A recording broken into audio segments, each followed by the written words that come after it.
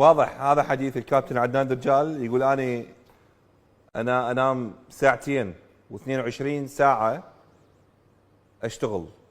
ليش كابتن؟ ليش تنام ساعتين بس؟ وليش 24 ساعه 22 ساعه تشتغل؟ وشنو مثلا من جاي تقول لنا اياها؟ يعني شو تريد توصل لنا رسائل؟ انت ليش تنام 22 ساعه؟ انا اقول لك ليش تقعد 22 ساعه وتنام ساعتين؟ انا اقول لك نام 22 ساعه واشتغل ساعتين، بس شنو؟ اشتغل صح، وزع المهام على اللجان، لان انت رئيس اتحاد، انت رئيس لجنه الانضباط، انت رئيس لجنه المسابقات، انت رئيس لجنه الحكام، انت مدرب، انت اعلامي، انت كلهن.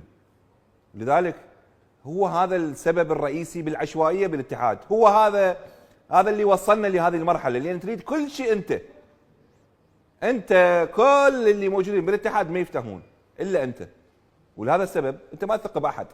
لذلك انت وصلت لهذه المرحله، اليوم مدرب لحد هاي اللحظه ماكو. ليش؟ لان انت تقعد 22 ساعه وتنام ساعتين، يعني هو هذا السبب. واليوم انت رحت باتجاهات، وقلت لك انا قبل ايام قلت انه هاي بدايه نهايتك. اليوم 3 قرارات تجي استدعاءات لعدد من المحللين اللي انتقدوك. وين تريد توصلنا مثلا؟ يعني وين تريد توصلنا؟ شو تريد تسوي؟ مديريه مال الانضباط مثلا اتحاد كره القدم تستدعي كل واحد ينتقدك على اي اساس؟ وين وصل بينا الحال؟ يعني مخلصها كلها استدعاءات ولا حد ينتقدني وكافي واوقف وما ادري شنو. حبيبي الوضع تغير. هذا شوف رئيس وزراء ووزراء اليوم يتلقون عشرات الانتقادات واتهامات كثيره، لا تستدعى احد ولا راح ذب احد بالسجن ولا استخدم لغه التهديد ويا الناس، يتقبلون راي كلش طبيعي يعني.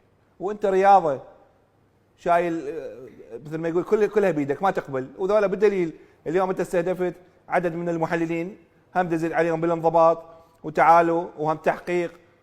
هاي مو انضباط، هاي مو كره قدم، هاي يعني هذا امن وما اعرف يعني استخبارات وامن يعني ما اعرف. هذا مو اتحاد يعني سويته دوله واحد وتريد تتعامل مع المحللين بهذه الطريقه.